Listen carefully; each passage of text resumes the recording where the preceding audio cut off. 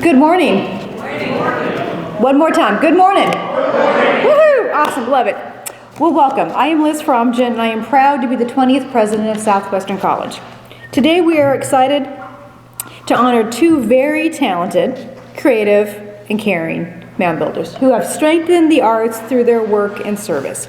The two inductees we honor today have dedicated themselves to teaching, creating, performing, of course, supporting and advocating for the arts.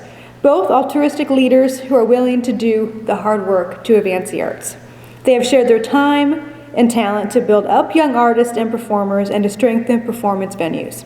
Today we are proud to recognize their collective contributions to the arts and Southwestern College through the years. We have a proud tradition of graduates, many of whom are in the room, I know, and faculty who have the true ability to create and share with the world. Their drive and work ethic, I think, comes from hearts that are rooted in service to others. Warren Brown and Greg Dalton-White are builders in many ways, but they are certainly builders of others as teachers and leaders. They've been prolific artisans, supporting, sustaining, and growing appreciation for the arts in their community. And as we know, this is incredibly hard and important work that many actually of you in this room do and have done and continue to do every day. Their determination is admirable. Warren and Greg demonstrate what is possible with focus, talent, and care are applied. And today, it is our honor to hold them up in celebration and appreciation. Again, my sincere gratitude for all of you being here today. I offer congratulations to our well-deserving inductees and their families.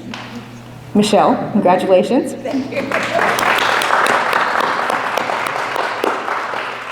For your support and all that you bring to the Builder family, thank you. Now, I get to introduce and bring to the stage Terry McGonigal, our director of theater, and today our master of ceremonies. Terry, come on down.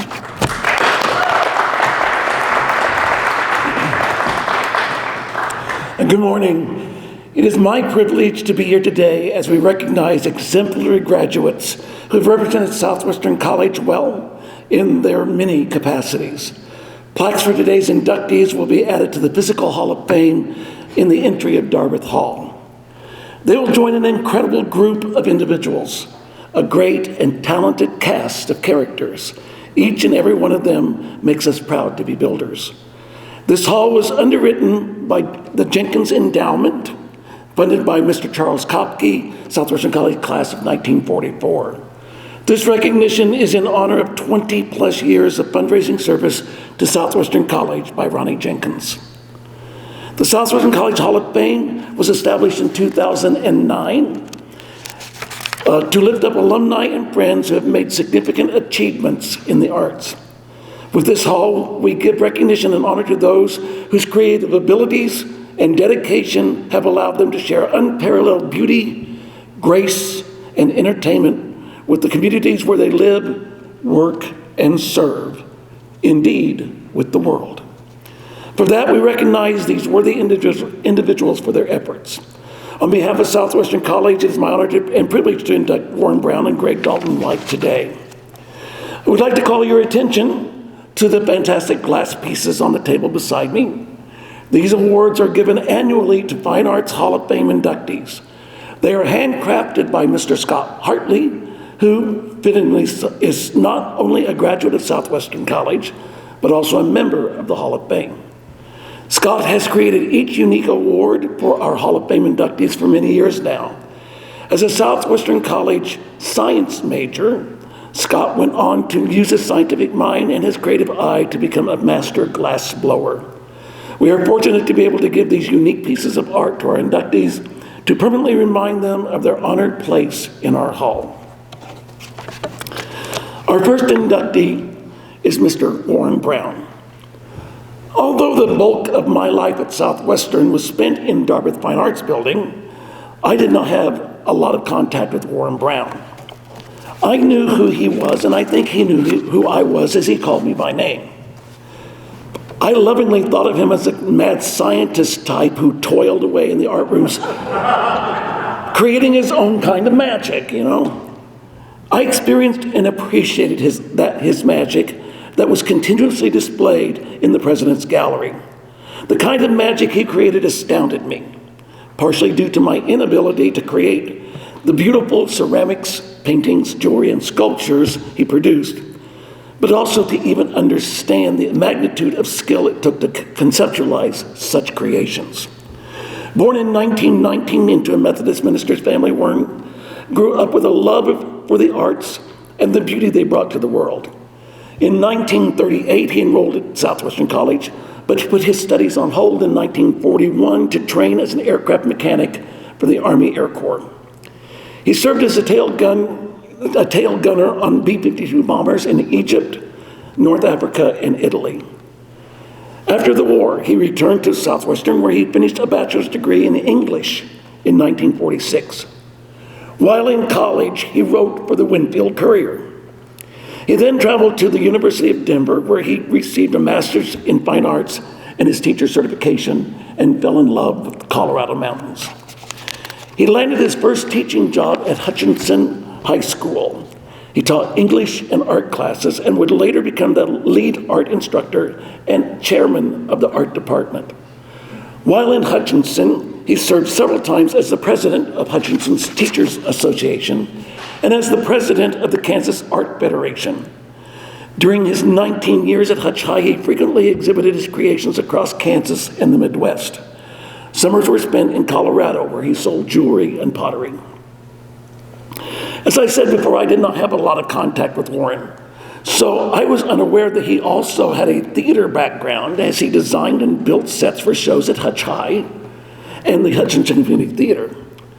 It seems he got himself into a bit of trouble, though, asking students to come on a Sunday afternoon to take the set down for a show. In doing so, some of the area churches protested as they felt he robbed the students of prayer time. In 1969, Warren Brown accepted the position as head of the art department at SC, where he taught and continued to exhibit his own work regionally. While at SC, he led a number of Jan-term trips to to Italy to study Renaissance art and continued his love affair with the Colorado Rockies. During the first 5 years of the Walnut Valley Bluegrass Festival, he organized student exhibits for the Arts and Crafts Fair. One of Warren's favorite books was Catch-22, a novel satirizing military bureaucracy and greed. For those of you who don't know it, the book examines the absurdity of war and military life through the experiences of Yossarian and his friends, who attempt to maintain their sanity while fulfilling their requirements to the military. We can only assume Warren was moved by the serious overtones of this satire, as he was an artist who saw and felt things that some of us miss.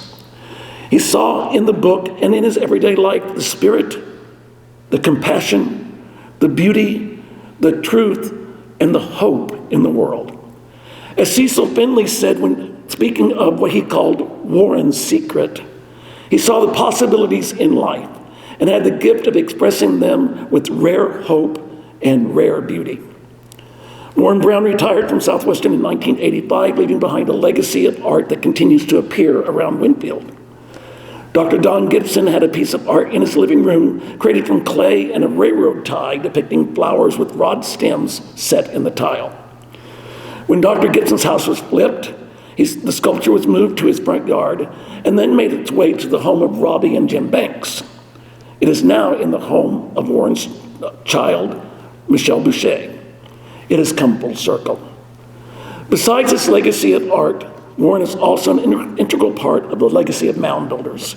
His brother Ronald, 3 of his children, and 1 of his grandchildren all graduated from Southwestern College. It is with great pride that we celebrate the induction of Warren Dwayne Brown into the 2026 Southwestern College Fine Arts Hall of Fame. Accepting on his behalf is his daughter, Michelle Boucher.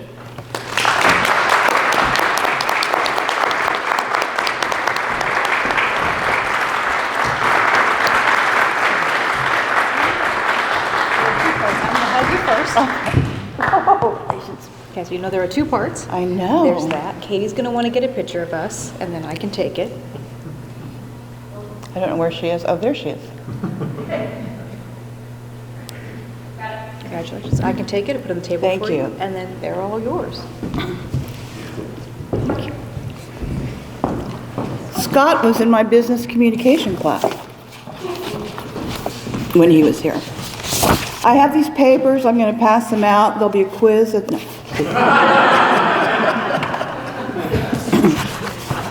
My father loved 5 things in his life.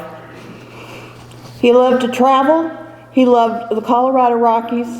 He loved creating beautiful works of art. He loved his family. And most of all, he loved teaching.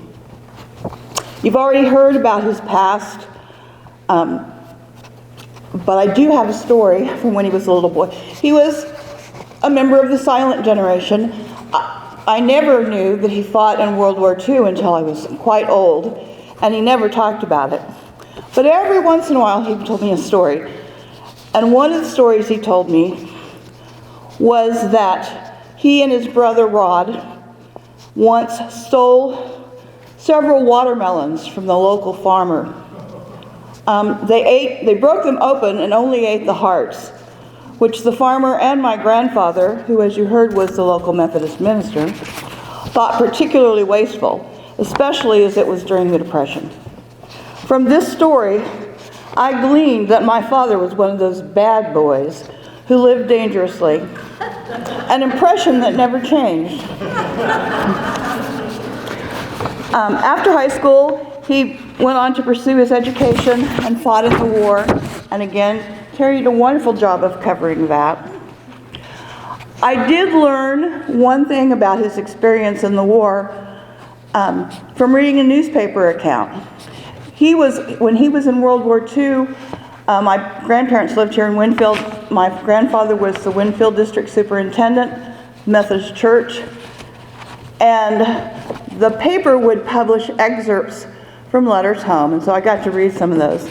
But they also published what I call, feel-good news that the Army would send out. While he was in the war, he did like to keep up his hand in art. He painted scantily clad bathing beauties on the sides of the airplanes. As I said, the Army liked to send these human interest stories home to the local papers. Imagine my grandparents, still in Winfield.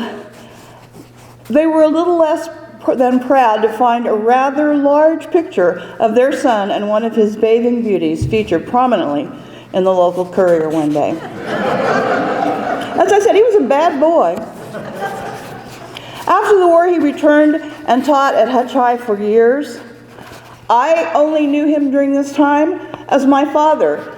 And our family, we did 2 things. In the wintertime, my parents taught, and we went to school. And in the summer, we all went to Colorado and climbed mountains. I didn't know that he also sold artwork while we were in Colorado. And I really didn't even know that he made artwork when we were home, because he had a studio far away from the grabby little hands of his children.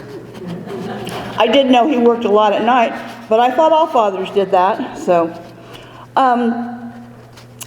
But it was when I was getting some information for Terry that I found a folder. It's about this thick. Excuse me. And I opened it up, and there were programs to art shows, and I thought, my God, did he keep the program from every art show he ever went to? And then I got to looking at them. They were all programs from every art show his work was ever featured in. He'd gone through and circled his name, so. All over the Midwest, some even as far away as New York City. I knew nothing of this. But it was clearly the work of someone building a career. In 1969, we decided to apply for a job at Southwestern College. I will say this was back when, this is a long time ago, when the Middle East was hiring teachers a lot, paying their expenses. It was a good deal. My parents had actually discussed that. I was getting ready to be a freshman in high school. The thought of going to the Middle East scared me to death. But moving from where I lived didn't excite me much more. However, President C. Orville Stroll hired him to chair, to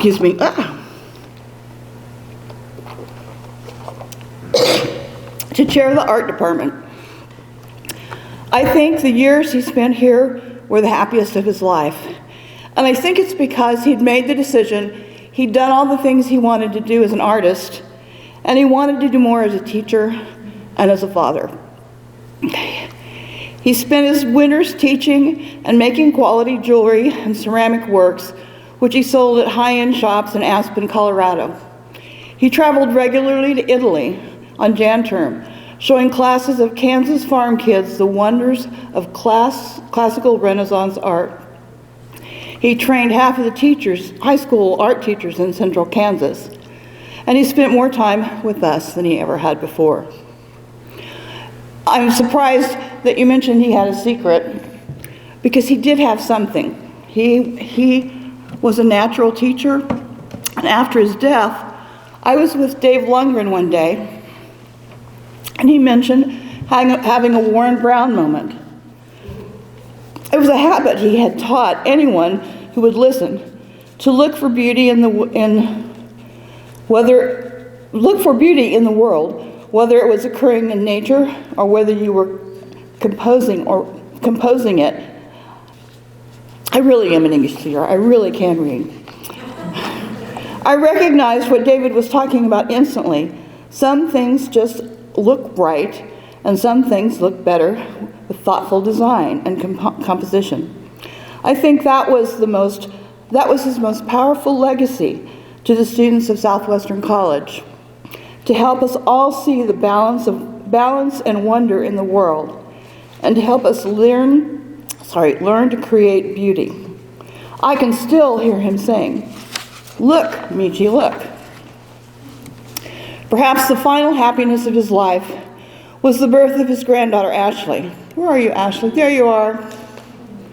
He had waited a long time to become a grandfather, but he didn't waste any time getting a paintbrush in her hand. He loved her dearly, and I'm so glad that she's here today to see his life and work honored. I was going to read you something from David, but I'll just say, he says hi to everybody. I want to thank Terry McGonigal for shepherding the nomination of my father to this honor, and Allison Moon for supporting it. And President Liz and Ashley Kill and the Alumni and Development Office for bestowing it to my colleagues, especially Shivane Saxena, for helping prepare the exhibit in his honor. To my husband, Troy, who gets stuck hauling things for me, fetching things for me, and supporting everything I do. Thank you for being here today to observe this honor. Some of my father's work is on display as a part of our Creative Currents exhibition in the President's Gallery in Darbath. I think I've seen you all, and so I think you all know where it is. Please join us if you have time. I know that this is a busy day. There's also, I didn't mention, he was also an amazing photographer. That shouldn't surprise anyone. Some of his photographs are on display over there, and the second floor also has an exhibit of his photography. Thank you so much for being here. I got a little choked up, and I apologize, but it's nice to see you all. Thank you, Liz.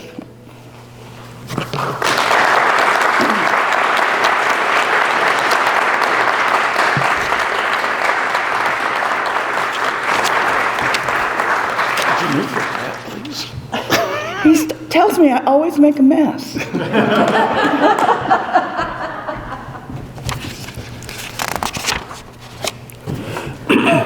I say one more thing?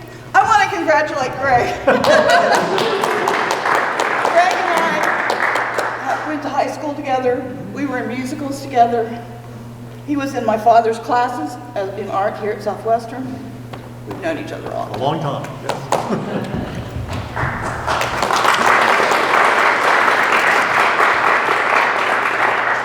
Our second inductee is Greg Dalton-White. Winfield native Greg Dalton-White was involved with theater at Southwestern College long before he graduated in 1976. In the 6th grade, his class was invited to attend Essie's production of The Sound of Music, which starred a fellow Hall of Fame inductee, Roxy Clark Callison. Little did he know that eventually he would attend SC and be actively involved in the theater community forged by Norman Callison. Greg was hooked. While at SC, he appeared in numerous plays and musicals, as well as participating as a member of the debate and oral interpretation teams. During the summers, he also became a member of the Walnut Valley Horse Feathers and Applesauce Acting Company. However, with Horse Feathers, you were not just a performer. You were all things theater. You lived, you breathed it, and in Greg's case, you slept it. There is a story of one night while working on lights in the ceiling of Messenger Auditorium, Greg fell asleep on a 2x12 plank up in the ceiling. The next morning, Roger Moon found him and took him some breakfast. Greg woke up with a start and nearly fell off the plank and through the ceiling. Thank goodness that did not happen. Greg remarks that the theater training he received through Horse Feathers and Applesauce was priceless. It is my understanding that when he first was left alone to build scenery with John Marshall and me, he was a bit intimidated, but he gained some of the best experience ever. Armed with a bachelor's degree in language arts, Greg began a 43-year career as an educator in the areas of theater, speech, debate, forensics, and English. He taught both middle school, God love him, and high school in Caldwell, Udall, Rose Hill, Hayesville, and Coffeyville. While at Coffeyville, he was instrumental in beginning the advanced placement program.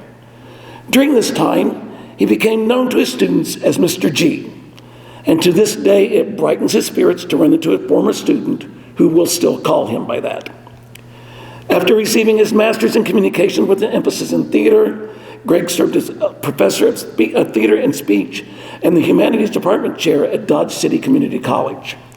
While in Dodge City, he became an active member of the Boot Hill Repertory Company.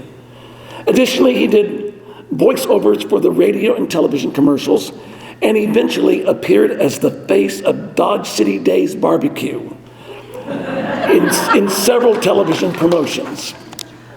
Since retiring from education in 2019, he continues to work as a director, designer, or actor, or sometimes all of the above, at various theaters in Wichita, including the Keachai Playhouse, owned by another fellow Hall of Famer, Misty Maynard, the Wichita Community Theater, the Crown Uptown Theater, the Guildhall Players, the Signature Theater, and the Forum Theater. Over the years, he is honored to be the recipient of several Mary Jane Teal Awards in acting and design. Greg's love and support of the theater is unending. But like most of us involved in some area of the arts, we can reach our limits. If he never sees another production of Little Shop of Horrors again, it will be too soon. During the first 2 years of marriage to his husband, John, he was taken to 5 different productions of that show. He has had his fill of man-eating plants. I recently learned that Greg and Michelle were in high school together, as she said, and I understand that Michelle has stories to tell. But to keep this from turning into a never-ending saga, I will encourage you to ask Michelle if you want to get some more tea on Greg. It is my honor to be a part of this celebration as we induct Greg Dalton-White into the Southwestern College Fine Arts Hall of Fame.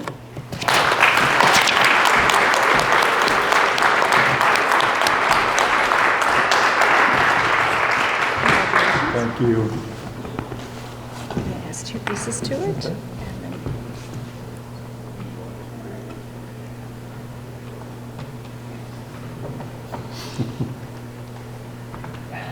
So I can take it. All right. Congratulations. Thank you so much. Absolutely.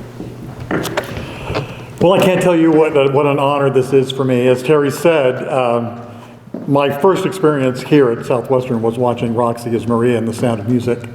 But he didn't know that I was so enamored with the whole idea of theater up here, and I'd never been to a play. They did The Miracle Worker, which Roxy was starring in as well, as Helen Keller. And I told my mother, who was 12, and I told her 11, I told my mother that I wanted to come to Southwestern to see Miracle Worker, and she just looked at me and smiled because my mother didn't know what theater was. And I said, well, I really want to go. And I said, it's only going to cost 75 cents.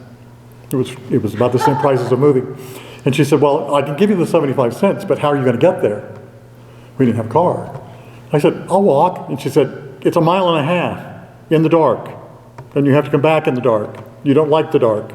And I said, I'm going. And I did. And I sat right over there in the side and watched The Miracle Worker and had a great time. But my first experience that really made me want to be a performer was when I was 3. We had a lovely family that would pick up my cousins, Robert and Jim and I, or Bobby and Jimmy and Greg, or Butch, as I was called then, to take us to Sunday school at the Nazarene Church and to go to summer school. Well, they were preparing a choir performance for the grade school kids, and because I had to wait for my ride, I always sang with them. So they said, well, he can sing with you as long as you can hold him up so people can see him. And then the lady went to my mother and said, we'd really like him to do a reading. Do you think he could memorize a reading? Mom said, oh, he can memorize a reading. By that time, she knew I could. So I mememorized my little reading. She got me in my little suit. We sat in the back of the church, and they called my name, and I had to walk all the way down to the altar area. And there were 3 steps to get up to the stage area. I made the first 2 just fine. The third one I didn't make and went on the floor. I got up, they started laughing. I'd never heard anybody laugh in the Nazarene Church, let me tell you that. No one had ever laughed in that church. It was very serious. They all were laughing, and I stood up and got and waited for them to stop laughing. I said my little piece, I bowed like my mother taught me to, and the lady who encouraged me got up and she said, I know we don't do this here, but he fell down and didn't cry when we were laughing at him. He should get applause. And they applauded. And I thought, oh, I can fall down and make people laugh and they'll applaud. That's a great deal. So I was kind of the weird one in the family. I was the youngest of 13. My 2 cousins, Joe and Lucille, are down here. My mother liked the choir concerts. She didn't particularly like the plays. I was in a play in the 9th grade with Misty's sister Stormy, playing B.K. Black, and somebody else was playing K.B. White. And Mom came to the opening night, begrudgingly, and Misty's mother, Saucy, and came up. She said, I said, Mrs. Maynard, this is my mother, Louise, and they met each other, and Saucy said, oh, I'm going to be here for the next 2 performances. Would you like to come? And my mother said, why?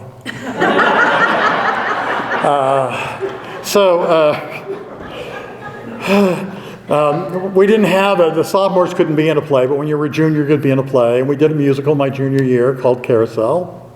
I was the heavenly friend. I didn't get to sing at all. I had to have blue hair. We couldn't find blue hair spray. Misty and Saucy went to Wichita and found a can of blue hairspray. Mr. Rogers wanted to see me with blue hair on Monday, the week we opened. Sprayed my hair white, sprayed it with the blue. It took the entire can of blue hairspray. He said, that's wonderful. We'll do it every week for the performance. I said, we only had 1 can. So I spent the entire next week going to school with blue hair. And my mother did not like that she had to clean my pillowcase. She loved the musical. She didn't like the plays. But when I was a senior in high school, I got to play Buffalo Bill and Annie Get Your Gun on this stage, because we did all our musicals here. Nobody was coming from my family. Nobody. And on one of the nights, I looked out and my cousin Jo was there. And she said, I'm coming to support you in the theater. So it's lovely that she's here to support me now. I did come to Southwestern. My uncle had gone to the war, gotten out of the war, came back to Winfield, was working at a bakery, and he really, really wanted to go to Southwestern, but he had dropped out of high school. And he came to Southwestern, and Southwestern said, no, you can't. We can't take you. So he went to St. John's, and he got his associate degree at St. John's. He won an essay award from Time Magazine, and then he went on to continue working for Boeing until he ended up being vice president of of management control. And so when he found that I wanted to go to college, because we didn't have any money, literally, he said, I'll pay your way to college, but you have to go to Southwestern. And I said, why? They didn't want me, they're going to take you. I started at Southwestern in 1972. Michelle and I graduated. Different time. I started, and everybody on the campus thought that I was Dr. White's son, who was also going to school. And every place I'd go, they would say, "Oh, tell your father I said hello." And I go, "My father? No, I don't have a father." "Well, Dr. White's your father?" No. So we had the doctor's son and the waitress's son. And so I had to keep convincing people that I didn't have a lot of money, which was also interesting. But I really enjoyed my time at Southwestern. Michelle's lovely husband was one of my professors. Her dad, I took 3 different short-term classes from him and really enjoyed being in his class. The first class I took from him was entitled, "What is Good Art?" And we all came in, and every day we had a new art project to do that we had to present the next day. And you'd present your project the next day, and he'd say, "Well, what do you think of it?" And if you said, "Oh, I love it, I really had a good time making it," F. And about the third time I went, "Oh." So I did something, and he said, "Well, what do you think of it?" And I said, "It's the worst thing I've ever seen in my entire life. I don't understand why you had me do this. I have no talent." A, you did a really good job. We all got an A, but he convinced us that we really didn't know anything about art, and we really did need to learn from him.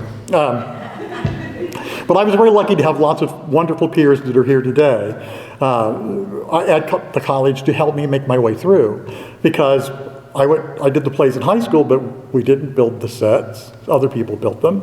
I didn't know how to do any of that work. I'd never used a sewing machine in my life. I didn't know how to scene paint. I really didn't know how to act. We thought we did, but I really didn't know how to act. I started with the Petrified Forest as a drunk, and which I played a lot when I was in school. Not through experience, but later on I got the experience. I played a drunk in that show. Norman started putting everybody through their paces. "So tell me about your character." And I go, "Well, he's Herb, and he drinks a lot, and he works at the police station." "Well, no, tell me about your character." I didn't know what he was asking me to do. He was asking me what my background for my character was. And so that's how I learned that you needed to create a background to make them a real person. So I learned a lot from my professors at Southwestern. I learned a lot from my peers at Southwestern, especially during Horse Feathers, where we did learn how to build. That first summer that he was talking about, there were 3 people on the construction crew: Terry the designer, John Marshall, the crew foreman, and Greg the grunt. And I learned how to build flats, and I learned how to stretch fabric, and I learned how to do all of that. People would come over occasionally to help me. And then I also mopped a lot of floors that summer, because I walked through the dining hall one day and I said something to Norman. I said, "Norman, who's mopping the floors? It's really bad," because I'd worked in restaurants and did mop floors and done all that sort of thing. He said, well, maybe you should do it. And I said, "Okay." So I spent the whole rest of the summer painting the dining room floor, washing the dining room floor as we go along. But it was a lot of fun working Horse Feathers. I learned from Terry, I learned from John, I learned from a whole bunch of other people. I learned from Allison's mother. If we were done with the set, they'd say, "Greg, go to costuming." And I went, Roxy had taught us, thank God, how to thread a sewing machine and to read a pattern. And so that's how I learned how to do that. And then then I was sent up to help with costumes for our town. And Betty turned to me and she said, "Here, Greg, here's a gore pattern for the skirt. And you have to come up with something for the blouse. And you're making 2 blouses. You're making 2 costumes for Mrs. Webb." And I went, "Okay." And I said, "Can I go buy a pattern for the blouse top?" She said, "Well, yeah." She told me what she wanted, so I went and bought a pattern for the blouse top. But I have used that pattern over and over and over again. Somebody says we need circle skirts. Got it. I do the measurements, I do it, and everything is done. And I've done costumes for our town 2 or 3 times since then. I have continued to work after retiring. When I officially retired from Field Kindling High School in Coffeyville, and then I double dipped for 6 years at the middle school in Hayesville, who would not let me do anything theatrical with the kids. I only could teach English, which was great. But we continued to do shows in Wichita, and I was lucky to be able to direct a couple of shows at the community theater. I was able to do shows with the Forum Theater. We did Titanic, the first production of Titanic in this region. playing Mr. Etches, which I didn't know was a big part. And at the same time, when I was in rehearsal for that show, I was in another show at the Crown Uptown Dinner Theater, and didn't know what I was doing. And that's what we do. If it needs to be done, we do it. We learn how to do it. If we didn't know it, we're going to go look online and figure out how to do it, or go take a class. I learned how to do scene paint when I was a grad student at Wichita State, taking a class I wasn't supposed to take. And I said, I'm going to take this class because I need to learn how to do this. But really, the pleasure of my life has been teaching. I started out wanting to be a doctor when I was really, really young, and then I took biology and said no. So when I came to Southwestern, I was going to major in music, but that didn't happen. So I majored in language arts. And my first show, Norman sent me down to Marguerite Flick. The high school had been torn down, and she was teaching at the old nursing school. And I walked in with the poster and sat and talked with her for a while. And she said, "So Greg, what are you majoring in?" And I said, "Language arts." And she said, "What?" I said, "Language arts. It's a double major in English and speech and theater." And she said, "Really?" I said, "Yes." Mrs. Fleck, that's what I'm going to do. I'm going to be a teacher just like you. And not knowing, she immediately got on the phone when I left her classroom and called Norman and said, "You are an idiot. He cannot teach English." I mean, I made good grades in her class, but I really didn't work hard. So she didn't really think that I could do that. Years later, I substituted for her, and she wrote me a letter of apology, which was very nice. But I really, really enjoy working with young students. It didn't make any difference to me. It doesn't make any difference to me if they're a 7th grader or they're a college student in their 30s or 40s. My job was to get people to do things that they didn't think they could do, because that's what my teachers made me do. In the 6th grade, my principal asked me, he called me and he said, "What do you want to do?" I said, "Well, I want to go to college." And he said, "Oh, you'll never go to college. You're the child of a single parent. You'll never go to college." I said, "Yes, I will." When I got to high school, my guidance teacher said, "So Greg, what do you want to do?" And I said, "Well, I want to go to college." And she said, "Don't think it's going to happen." Well, I graduated, and I did. And I got to Southwestern, and I pushed my way through those classes. A.D. Cope was great. Judy Charlton was great. I had a great time with Dr. Roden learning English, and took advanced grammar twice. It was the first time it was not good, and the second time it was much better. And started teaching English, many courses, 6 classes a day, no planning period. Or we had to stay 45 minutes after school in case the kids wanted to stay around, but it was an agricultural community. They all went to go work on the farm. And continued to work and teach at different high schools in the state of Kansas. So I've taught from Dodge City all the way over to Coffeyville on the southern round of the state. I taught as an adjunct for Friends University, teaching intro courses, and eventually ended up teaching a graduate level course in business communication and a graduate level course in ethics. Who knew? And did really well, I thought. And the man who was in charge at Friends University said, "His students are doing too well. Get somebody else to teach that class." Okay. But I really wanted to do things. So I had students who were the weird kids. Theater kids are weird. The weird kids would show up, and I'd give them something to do, and their parents would come to me and say, "Thank you for letting my child be involved in something, because he can't be involved in anything else." And I said, "They're me. They're who I was when I was growing up." When I finally got to teach, I only taught freshman English and sophomore English for years, and 7th and 8th grade English for years. When they finally said, "You can teach high school now," I was thrilled, absolutely thrilled. When they said, "Oh, and now you're going to be the senior English teacher," the senior English teacher, I said, "Oh, great. So I'm going to be able to teach Brit Lit," which was wonderful. And then they said, "We'd like to do advanced placement." And all the other teachers said, "No, I'm not doing it." And I immediately said, "I'll do it. I'll go take training. I'll go come back and teach advanced placement English." And it was the best training of my life. I went back to teaching middle school. I utilized those principles in my 7th and 8th grade English classes. And you'd be amazed what those kids could do. I really, really am proud of the students that I've had. One is a published author. She lives in Tennessee, and she's like the Brockovich or whatever her name was, of her area. She's come through and done all sorts of stuff and written award-winning books. She was one of my actresses, and I encouraged her to do whatever she wanted to do, and she wrote me a letter not too long ago, and she said, "You're the person who told me I could do anything, and I can." And so when you leave here, if you see a young person, tell them, whatever you want to do it. It may take you longer than others, but you can do it. So my special ed students would come to me and say, "I can't read this book." I said, "Yes, you can." "No, I can't." I said, "It's going to take long." I said, "I don't care how long it takes you. If it takes you 3 weeks or a month to read that book, I don't care. But you can read that book." And they ended up reading the book and enjoyed it. So tell young people they can do whatever they want to do. Encourage your grandchildren, encourage your children. Even if they're 50 years old and they want to do something new, tell them that yes, they can, because you can, and I'm an example of that. Thank you.